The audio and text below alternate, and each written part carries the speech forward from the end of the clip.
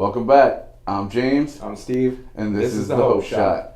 Man, we are here. We're talking part 2. Part 1, we talked about the destruction. Now we're going to talk about rebuilding and see what recovery looks like. Man, you're gonna like this one. Stay tuned.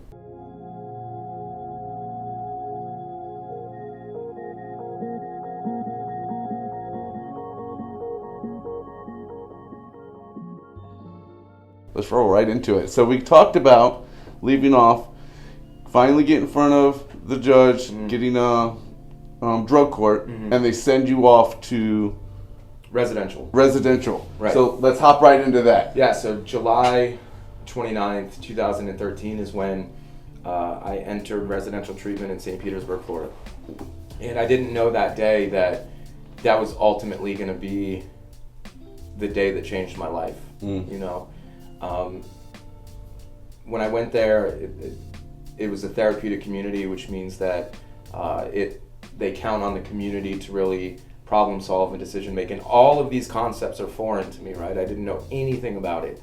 The community was in disarray, and just people were doing things that didn't equate to what recovery would look like in a therapeutic community. But that's okay, because it gives other people an opportunity to step up and speak out in a micro community and say, hey, that's not right. We're not going to do this here, right? This is a safe place. This is what we're going to do.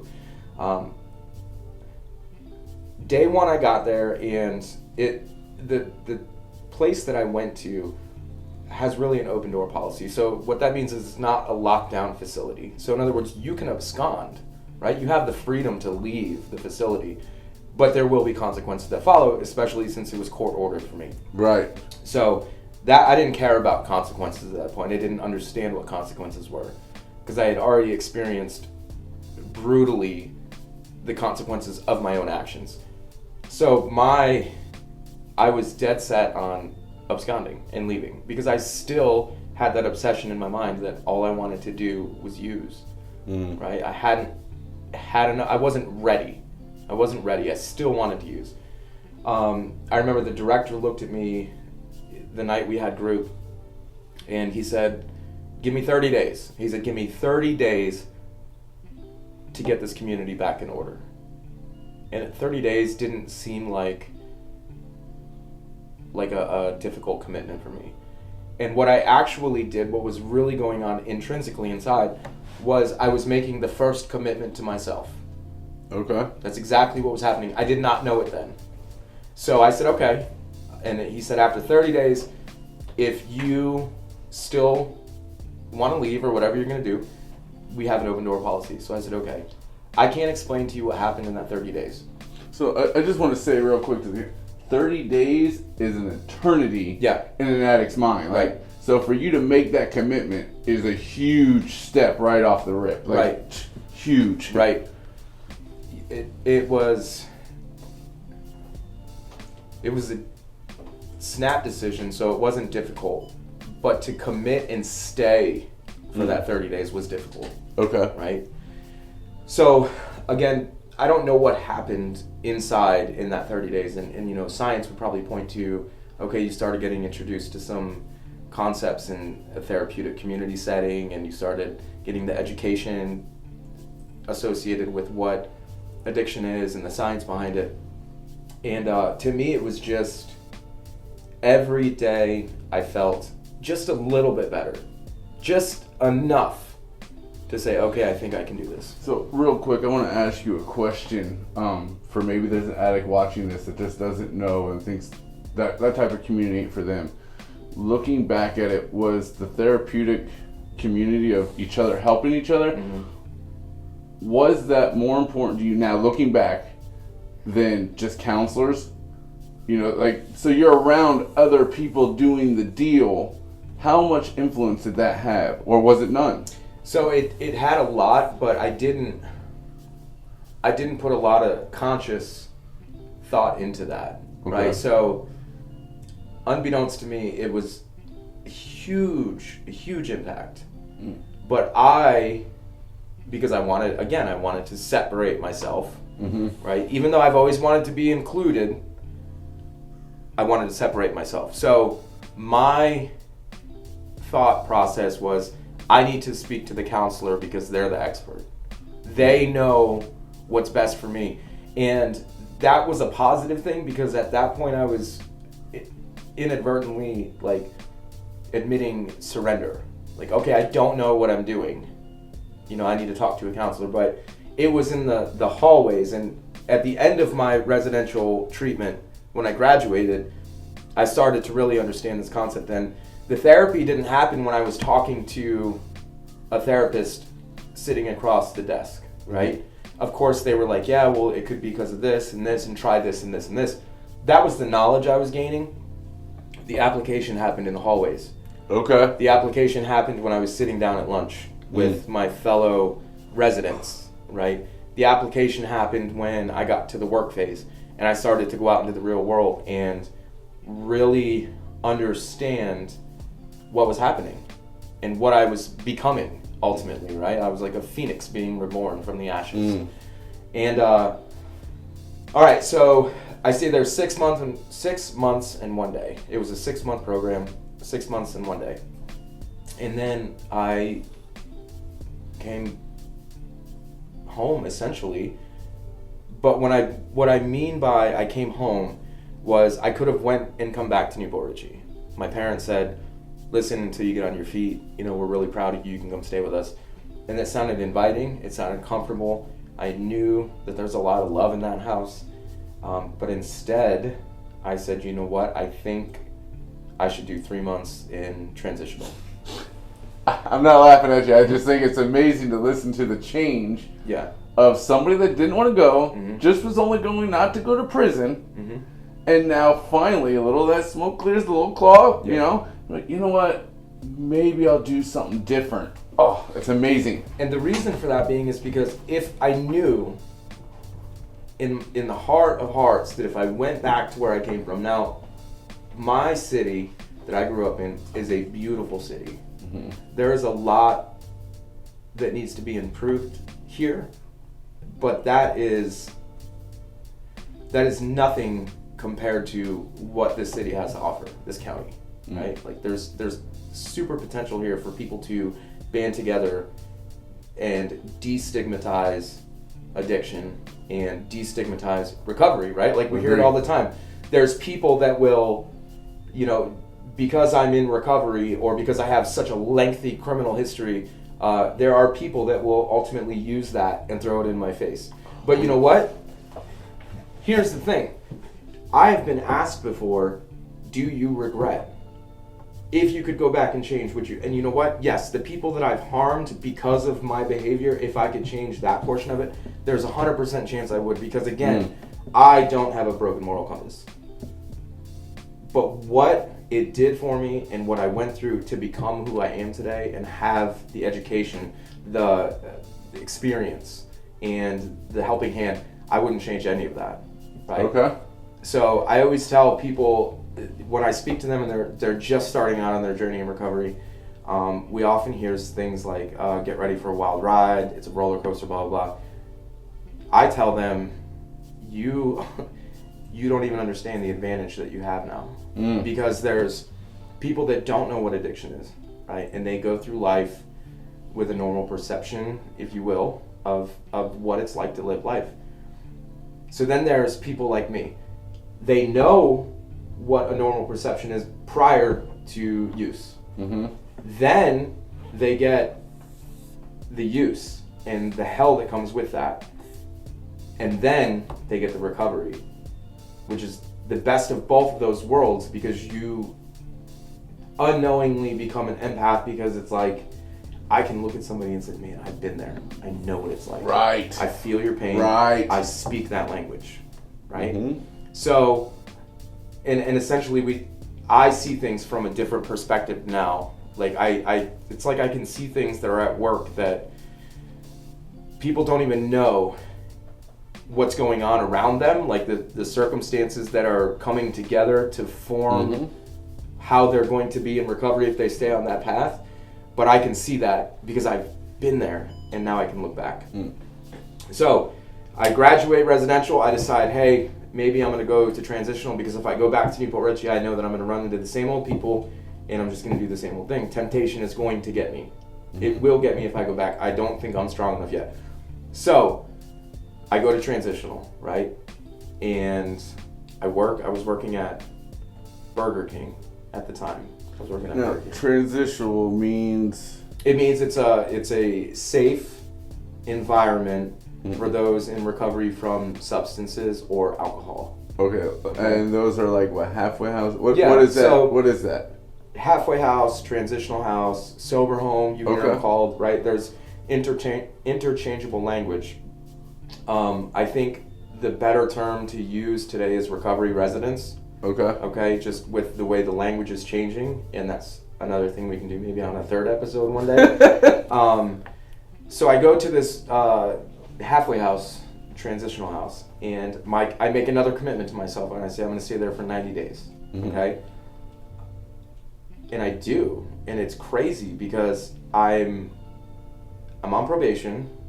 I have to attend mandatory meetings to be able to stay there. I have an aftercare, which is a continuation of my residential treatment. I have drug court. I've got fines. I've got this. I've got that. And I've got all of these parties that I need to satisfy in order to successfully complete this drug court program. So you got a lot on your plate for recovery. A lot. Then I'm trying to work. Okay. So it seems overwhelming, but when I break it down hour by hour, what do I have to do right now? What do I have to do today? And I just start handling it task by task. I eventually get to the point where I'm up for early termination with probation. Oh, and before I even get to early termination, I met my 90-day commitment to myself, and I moved into an efficiency on the south side of St. Petersburg, right? And it was crazy, and I don't know, actually I do know how I made it through, because on the south side, it was right in a bad area, and the person to the right of me did drugs, and the person to the left of me sold drugs. Now, that is a very dangerous place, and I never recommend anybody, but because we're stigmatized, and because we don't get the opportunities because we've got a criminal record, right?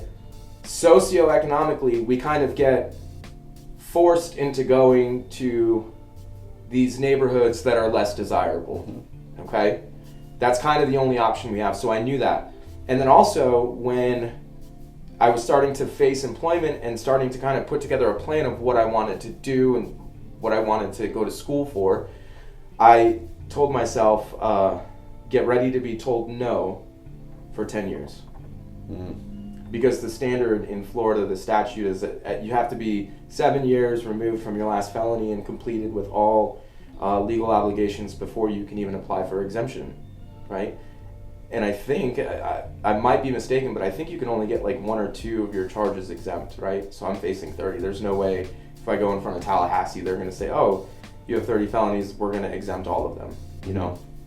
Which is another issue in and of itself. But, all right, so I'm staying at this efficiency. I'm attending meetings, 12-step meetings is what I chose, right? That's what worked for me. And then I don't know why, but I got this bright idea, and I said, I wonder if I can go to college. I wonder if, and it was scary because I had been out of school. I dropped out, remember, and then I went and got my GED. And I said, I wonder what that would look like for me. And I started to have the self-doubt, and it's like, man, but you got to go for 2 years, and that would be full-time before you even get your associates. And at an associate's level, you're not even really being able to do anything that you really want to do. So you'd at least have to go for your bachelor's. Ain't it crazy that our minds will tell us all these bad things to reach a goal like that? Like, instead of like looking at, if we could change that negative outlook to a positive one, I wonder how much easier those decisions would be made in our lives, right? Right. You know, fears it will hold us back. And Every I'm time. grateful you made it through it and you went. Yeah, and I did, and I went and I signed up for SPC, and I started taking these classes, and it was hard, man, because I was so out of tune of education. I literally spent just about every day in the tutoring lab getting help, right? Another form of becoming successful, learning how to ask for help, right? And I did, and I studied, and I wrote papers, and I got them checked, and I would spend time with the professors, and I would just really do everything I could to be able to become successful. And before I knew it, I was coming to the end of my associate's degree, and I had straight A's, like straight A's. And then I was in world religions class, and I was writing a paper on the director of the program for the residential treatment center that I went through, because he was a mentor of mine and I looked up to him. And class was over at 11 and the paper was due that day. I got the due dates mixed up. And she says, yeah, you can. She's like, I said, can I go home and submit this and miss class? She's like, I don't recommend that you miss class today. And I said, okay, so I stayed. And then I went up to her afterwards and I said, all right, I'm gonna go home. I'm gonna submit this real quick. And she goes, you can't, it closed at 11 o'clock in the morning. And I was so mad, right? Because I missed this assignment and I got a B. And to me at that point, it was devastating because I felt like I failed. And it sounds silly and it sounds childish, but like I was stuck on that for a minute and I'm like, I had straight A's. I had a 4.0 and now I've got a 3.987 or whatever it was. Right. And then I worked through that, and then I ended up, just continuing on with my education. I graduated from SPC with an associate's degree, and I immediately enrolled in Troy University for my bachelor's degree.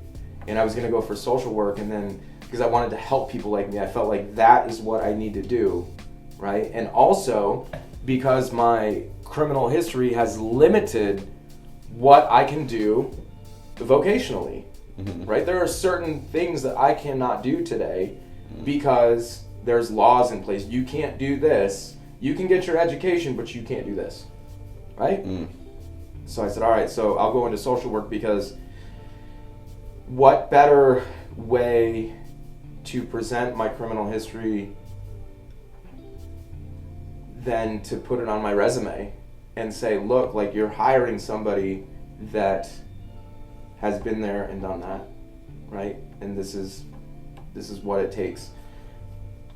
So I went and I started at Troy University, but they told me they had a social work program online because it's out of state. And I went to sign up, and they don't have a social work program online, so I went for psychology, second best thing.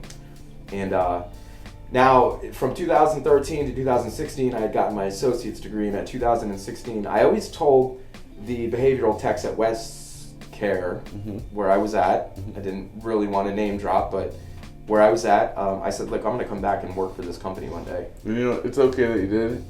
That place they might see this and they might be able to save someone else's life because they know it's there now. Yeah. So thank you. I don't endorse any specific treatment center, right? But that is the one that really gave me an opportunity to invest in myself. So I said to the behavioral techs, I said, you know what, I'm going to come back here and work one day. This is what I want to do. And they hear that all the time. Like, clients come in and they say, you know what, this is what I want to do. I'm going to work here, And they said, okay. And I said, no, I'm serious. And in 2016, I applied at one of 3 of the times that I applied, and it came back. They're like, no, you haven't been out of the legal system long enough, right? You have to be out 2 years. August 5th of 2014 or 2015 is when I graduated drug court in Pasco County. So you needed 2 years after that? Yeah, you needed 2 years of removed from completion of legal obligations, okay? So then they were like, no, it's not, you haven't been cleared from your legal status long enough. And I said, okay. So then I went and applied for the transitional house, which is part of Westcare. And they said, no, you haven't been out of the transitional house long enough to work here, right? There's too close of a tie. And so then I was just went to say hi to my old outpatient counselor downtown St. Pete, and there was another counselor there, and she goes, oh, I went to tell my story, that's what I did, to the people as a graduate. Okay, to the aftercare people and outpatient people. And I went, and the counselor that was there that I'd never met says, do you want a job? And I looked at her and I laughed and I said, absolutely. And I said, I've applied twice with this company and I've been denied just because of I haven't been out of the legal system long enough, or I'm too close from my last day, this and that. And she says, okay. She says, there's this new grant going on and they need a peer support specialist is what they called it. I said, well, I'll shoot you my resume and da-da-da-da. So there was a bunch of barriers that I had to face, right? Like I had to go to the Pasco County Courthouse and get the archives of all of my records, all my charges, and shown that I've been out of the system long enough that I've completed everything that needed to be done, right? And I did, and I got documents. They had to go into the archives and get my stuff, and I have paperwork that's like this thick, and I had to present that to him. Funny thing is the law of attraction, right? Like you wanted this, you wanted this, you wanted this, and then if you pay attention to the last 6 letters, Yep. it's action, right? Right. All that action you had to take, all the energy you had to do. But man, God is good, right? Like it happened for you. It did. It's amazing. It did. You know, and remember, I said that for the first 10 years, I'm going to be okay with being told no. Mm-hmm. So the first 2 no's were already expected. You know what I mean? Right. So they were just easy going. Like, okay, it's not a no. It's just when. It's not an if. It's when. Right. Right. So to save on some time, I did get hired. Right. Okay. The most amazing thing, man. I got hired at this company as a peer support specialist. Right. Real quick for the people that don't know, what is a peer support specialist? That is we hear the terms. There is a difference between peer support specialist and recovery coach. Mm-hmm. They coincide, right? But a peer support specialist is somebody that has lived experience in recovery that can help others navigate the waters. Okay. So what that means is that they want people, peer support specialists either have to be in recovery or supporters of somebody that has experienced active substance use. Okay. So I got hired on as that, and again, my criminal history at this point was my resume. So God found a way. Finally worked in your favor. Yeah. Okay. So God found a way, right, to kind of turn this around and say, okay, you've been through all this and you've made it out the other side, and now we're going to use this to work through you, right?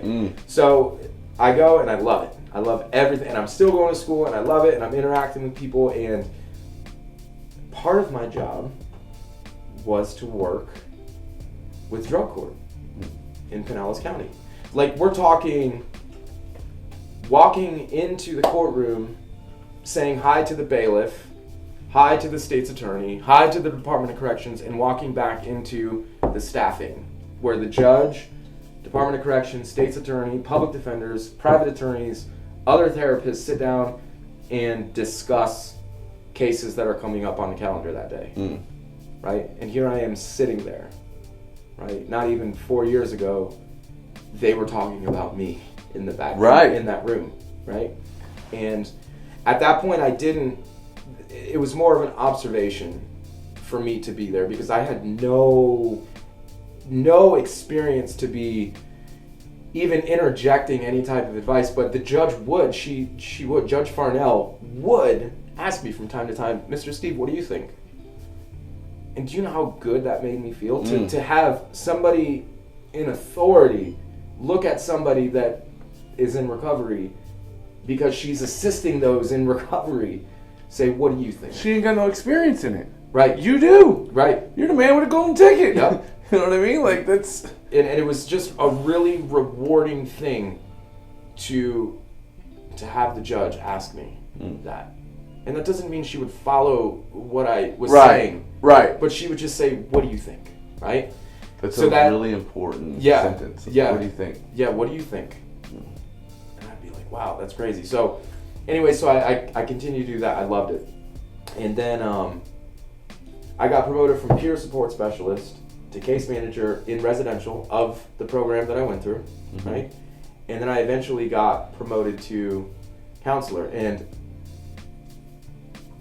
I was promoted to counselor, and I was working under the direct supervision of a qualified professional. So let me make sure that I say that very clearly, right? Because ethically, I am not licensed, so I couldn't just go and be a counselor anywhere, okay? But this company saw enough in me that they said, we want you here. We want you here. Now, 2 weeks before that, I was in a meeting in Hudson. And this is when the opportunity came up to get into that counseling position. And I shared about it at this bonfire meeting in Hudson. And I said, recovery is sweet. Like, I planned on in 10 years being a counselor, but here I am being like slated for this position, groomed for this position. And man, how long was it since? So you were expecting 10, but what was it? 3.5.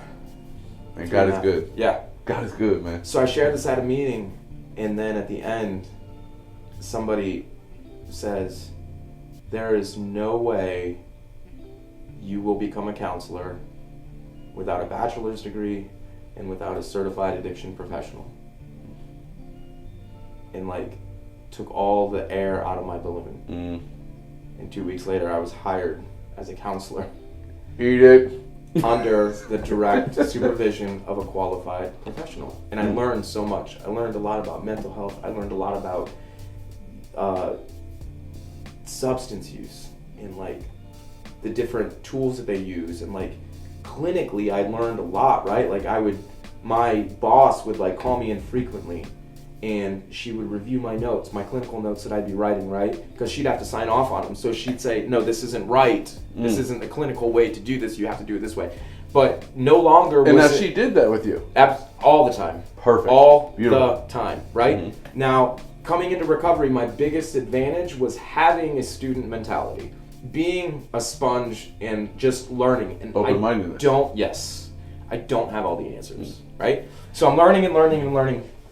And like people are talking to me, and now I've got like other counselors that come to me and they're saying like, you are so smart. And I remember like our regional, he's like really high up there. He was like one of our administrators, like really, really high up. And I would try to pick his brain every now and then because he was a brilliant man and another one of my mentors. And he says, you know what, Steve? And I said, what's that? He goes, I could see you getting put in charge of a facility one day. He said, I could totally see you do that. Now, never in my life, when I was in active addiction, did I think that I would have an opportunity, let alone be told by somebody who is extremely respected, that I have the capability to do something so great. So that like lit another fire inside of me, right?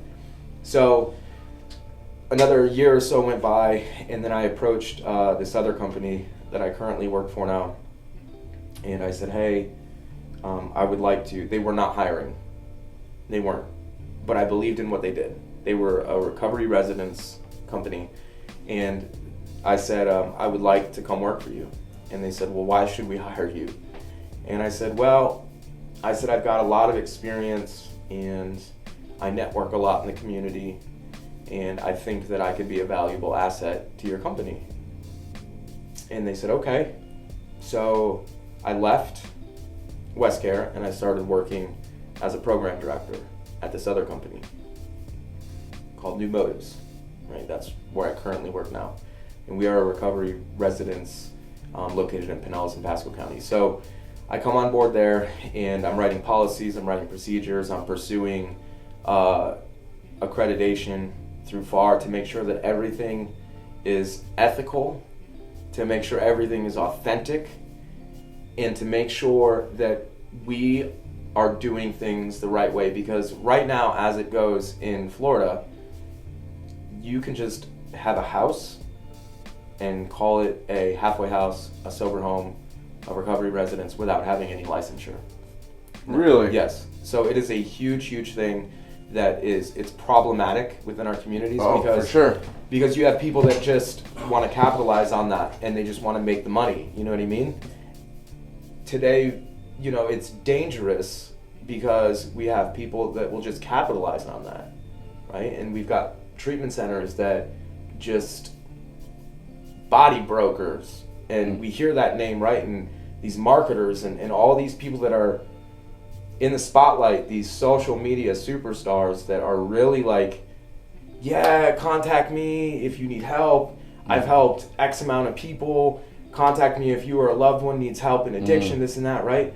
And that's a ploy. That's dangerous, because it's like, what qualifications do these people have to be placing them, right? What is their screening process? Or are they just passing them off to the highest bidder, which is really what's happening, right? So we are doing what we can to get accredited, and there are laws changing behind the scenes. That's another thing I'm going to get into that I do today. I'm a part of a couple of groups that I am going to talk about that are really trying to change legislation to prevent the harm being done to these people that are vulnerable, this population, right? Let's hop right into it. I think that's great. Yeah, let's talk about that. So there's an agency in Florida called Florida Association of Recovery Residences, right? And they are an agency.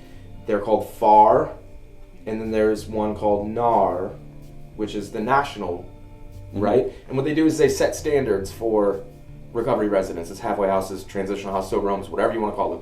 They set standards, and they say, ethically, if you want to provide this service for this population, these are things you have to do. So to be fair, right? Because we are talking about some of the shady stuff, and then getting into things like this is new to the world. Yeah. This whole treatment in place, right? Yeah. I mean, correct me if I'm wrong, but so everything has to be done. There has to be some hiccups along the road to get a really great product that works, right? Right. And that's what these groups are trying to do is better what we have. Yeah, they're trying to allow these. They're trying to prevent, not allow. They're trying to prevent these companies from having those hiccups, because a hiccup in this world is dangerous. A hiccup in this world could be a life. Okay. Right? So what they do is they audit, they monitor the agencies to make sure that they're doing the right things, right? They make sure that they're providing a service that is quality to the participants and in their best interest to the residents, right? And then you've got, so that's one piece of it, you know what I mean? Because there's a difference between a recovery advocate and a recovery marketer. There's a huge difference, right? I am part of a couple of advocacy groups, okay? One of them is the Recovery Advocacy Project. That is a national movement right now. And the reason that, probably the reason that it's not really well known right now is because we're not looking really for a spotlight. Okay, so as you say that, for the people at home that are watching this, what is the difference between a marketer and an advocator? Can you give a short term? Yeah, absolutely. So an advocator they pursue to break down barriers that would prevent somebody in recovery from achieving success. Does that make sense? Employment, vocation, But they're not really looking for any recognition. They're doing it for the greater good, right, to watch these people recover. Right. Okay. To make known that it is possible that we are a good subculture, right? In active substance use, we were part of a counterculture because we didn't operate under the rules and laws of the United States. And then we enter recovery, and really the hope is that we can be this subculture that does follow the rules, that does follow the laws, that do become productive members of society, that can give back, But there are barriers that are in place right now that prevent us from achieving our full potential. Okay? So there are. And so we know what an advocator is. What's a marketer? So a marketer what's so wrong with that? What's wrong with marketing? So marketing is, the best way I can describe it is person A from social media goes on a live feed, right? And there's nothing wrong with doing a live feed. There's nothing wrong with going on social media and saying, look, I'm in recovery, this is my story, this is what we do. But why do I have to contact you to get help? Why can't you just give me your resources? Why does it have to be specific through you? And I'm going to tell you why. Because when I contact you, right, there's only two ways people can get treatment these days. You either get in trouble or you have insurance. Right. Okay? And if you get in trouble, the taxpayer's paying for it, right? If you have insurance, the insurance company's paying for it, right? And then they can start billing this outstanding astronomical amount for a drug test, right? My company charges $4.98 per drug test. You ain't find that on an insurance bill. No. It costs $4.98 per drug test. And that's what you're charging? And that's what we're charging. Okay. Now there is a lab fee associated with that. That is also part of FAR policy. You must have complete transparency when it comes to finances with these people. Okay, so we have a contract with company A, right, that says we will use you for lab testing. Okay? Their price is $17.95 per average per substance. Okay. In our resident handbook, it totally lays out. So it costs $17.95 to get substance A tested through the lab, the participant get charged $70.95, right? You do that at a residential treatment center that takes insurance, you're looking at like $2,000 easy.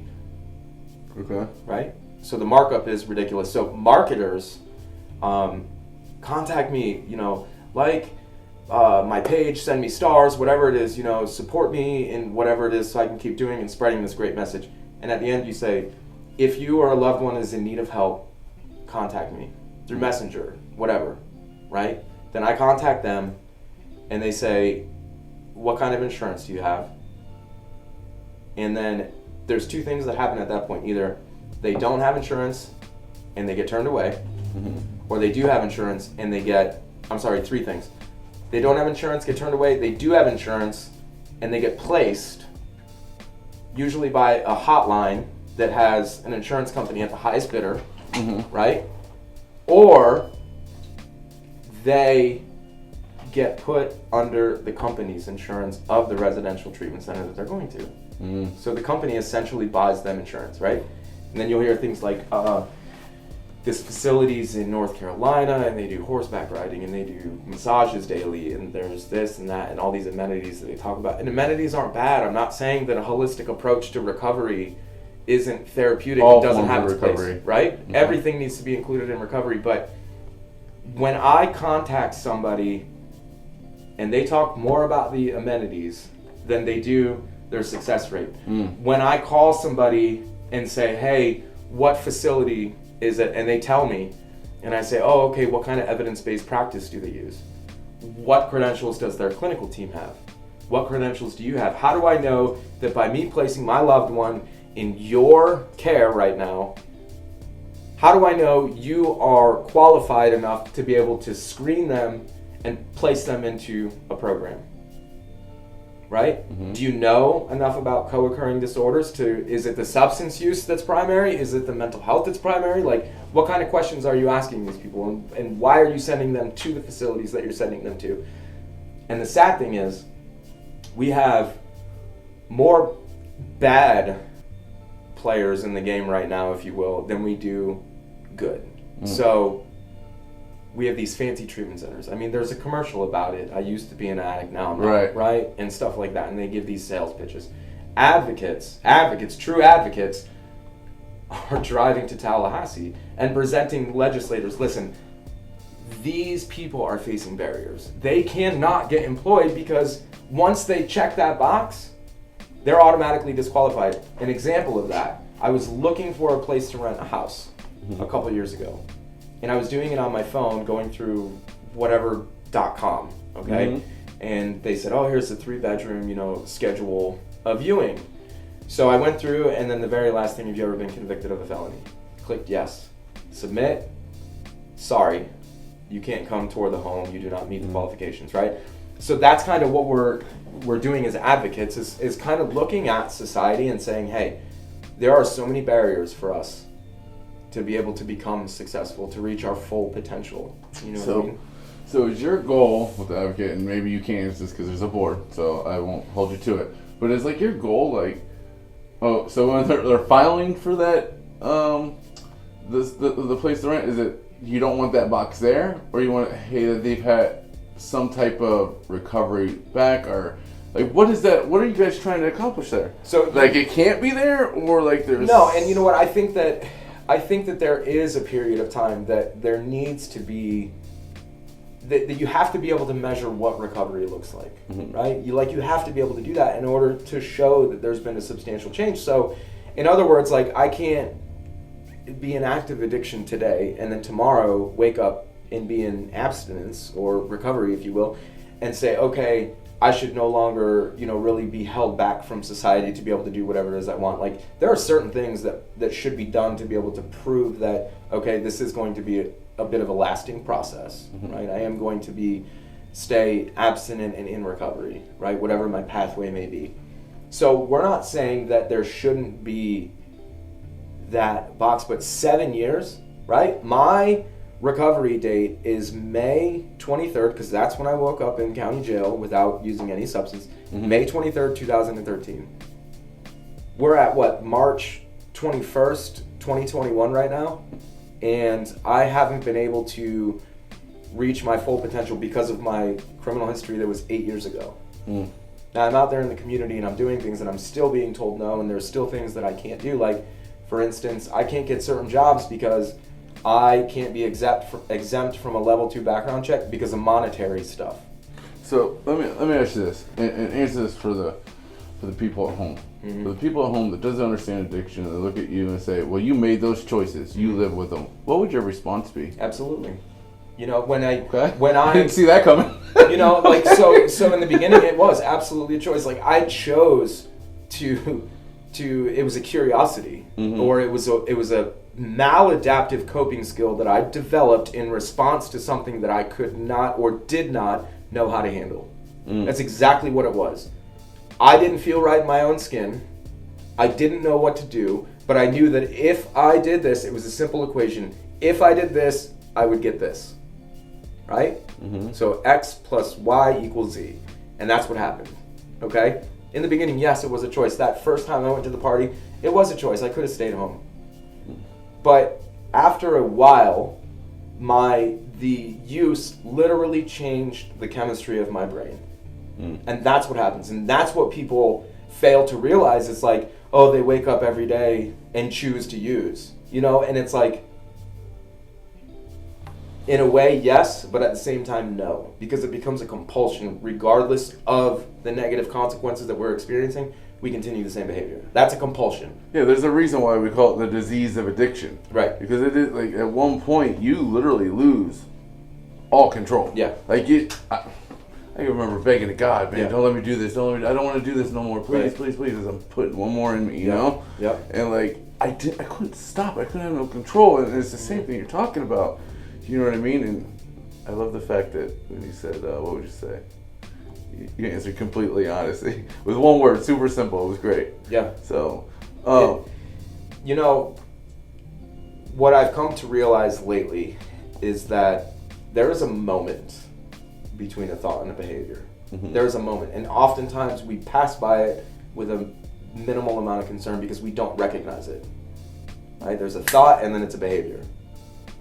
So it's almost like a reflexive thing in a response to whatever our environment is, right? But in that moment,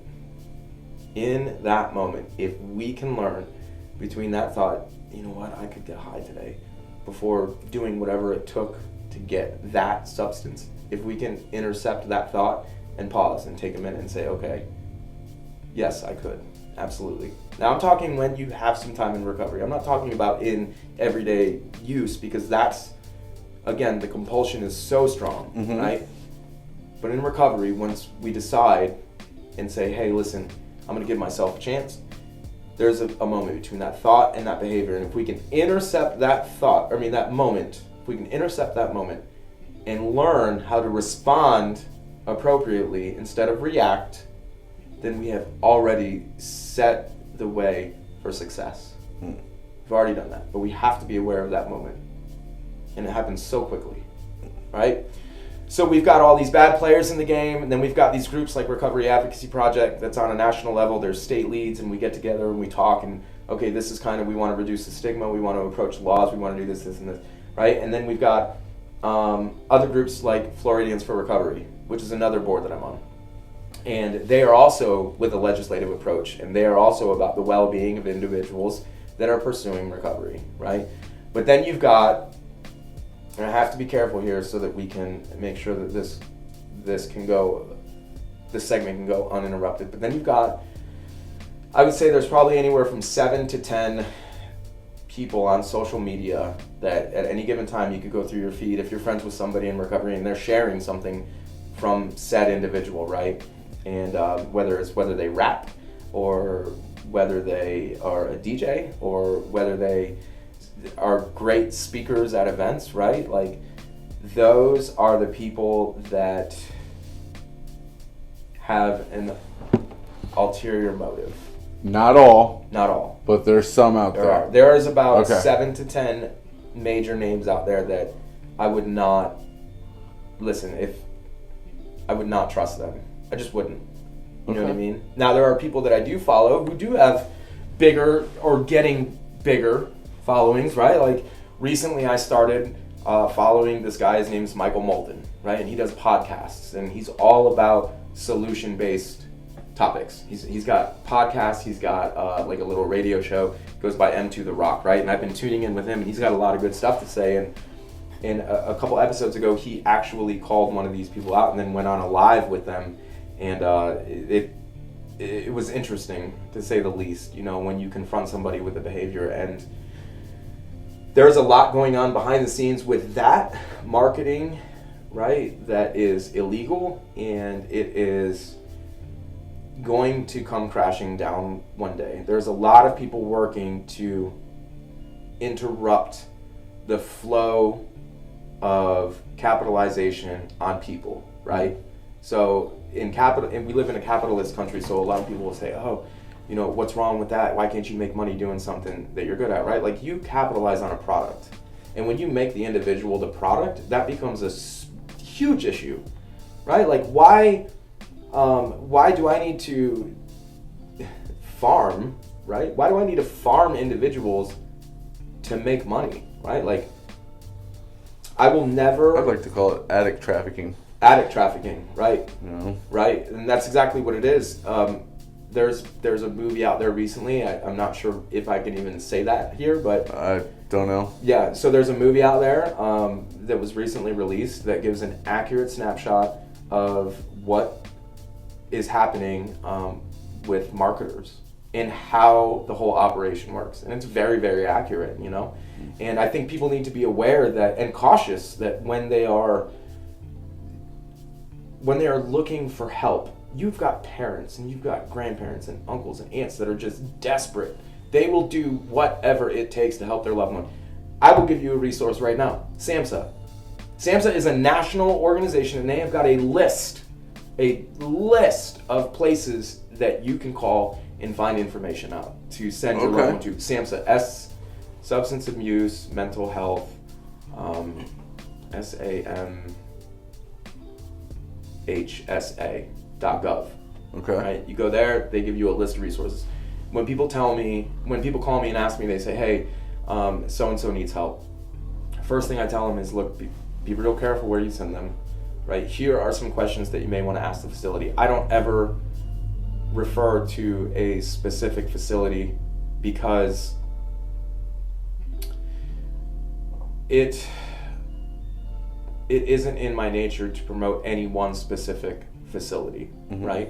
Now, I will say, in our community, here are some of the well-known places that might be grant funded, or that might be, you know, a nonprofit, or whatever the case is. And nonprofit, that's a whole nother issue with treatment centers for episode 4, maybe one day or something. But yeah, there's a lot. So, you know, I've come to this point in my life where I'm gaining all of this knowledge, and it's not fair for me to keep it a secret, right? So I'm part of all these boards that are really trying to help, and it's on a volunteer basis. I volunteer to do this. I tell my wife, hey, can you watch the baby at 7 p.m. on Thursday, because I've got to be on a RAP, Zoom meeting, Recovery Advocacy Project, right? And then the great minds get together and we talk about what we're going to do. I've recently joined here in Pinellas and Pasco County. It's called Recovery Epicenter Foundation is what it's called. And that is a recovery community organization. I will tell you the formula that will ultimately starve the body broker movement. And that's if we start providing services to individuals at no cost to them. Because then they have nothing to farm, right? The resources are in abundance because, again, you either have to get in trouble or have insurance to get help today. And that it sucks. It's just horrible, right? So Recovery Epicenter Foundation is a recovery community organization, or an RCO. There are many throughout the state and in other states, right? And they are, Recovery Epicenter and all the other ones are community organizations to be able to be a hub of resources for anybody that needs it to be able to get what they need to stay in recovery, right? So that's, eventually I'm going to be out in the public doing a presentation on stigma and the language associated with what promotes stigma these days, because believe it or not, addict is one of the words that has found through evidence-based studies that that's got a negative association with somebody that is in recovery, right? Addiction is another word, substance use disorder. And then one of the ones that I didn't even know about, there's medically assisted treatment out there, right? And that is another one that promotes stigma, and it's called pharmacotherapy is the word that we want to use today. So I'll be doing that in the community at some point. I'm building up the presentation, throughout the night or day or whatever time I have time. And that's one of the things that our RCO does. Narcan giveaways, right, is another one. Or I've seen people up in the Northeast, because fentanyl is running rampant up there, they're giving away fentanyl test strips. I've seen just events that really promote recovery and stand up and speak out events, and there's wonderful things going on in the community. I highly suggest that whoever's watching this gets involved, and it's going to take going to take a strong voice to be able to get this to a level where we are able to make some changes. And it's happening now on the grassroots level. It really is. And we've got people that are adapting policies and laws and so on and so forth. It's starting to get somewhere in Florida, but we are in the very beginning stages of it. And the more we get together and the more we say, hey, no longer will we tolerate the barriers that we face, that's when substantial change is going to happen. Okay. Yep. I like it. And you're in it for the long haul, I'm in it for the long haul. Yeah. Well, listen, thank you for sharing your story. Thank you for putting out that information Yeah. of where people can get help, what you do, what the difference. Like, there was so much good stuff there, man. I want to thank you. Seriously, it's been an honor and a privilege to do this with you. Thank you. And we're going to continue this journey together, and a lot of things we'll talk about behind the scenes, but this is just the very, very beginning, brother. We're glad to be a part of it at the Hope Shot, that's for sure. All right. All right. Thank you. Stay tuned for our next episode. Like, subscribe, comment. See y'all next time on the Hope Shot. All right, man, we had an exciting episode today, man. And I just want to give a final thoughts, because there was a lot of information about behind the scenes of what's going on in recovery. Us here at the Hope Shot, we are not affiliated with, we are not advocating, we are not marketers. We are just independent people that suffer from the disease of addiction, that want to help one addict, one person in recovery. We don't care what you're recovering from. We just want to be there for you. This is never a charge thing, anything like that. If you need our information, it is always free. It's always going to give it away. This is what we stand for. We are the Hope Shot. Continue our journey with us.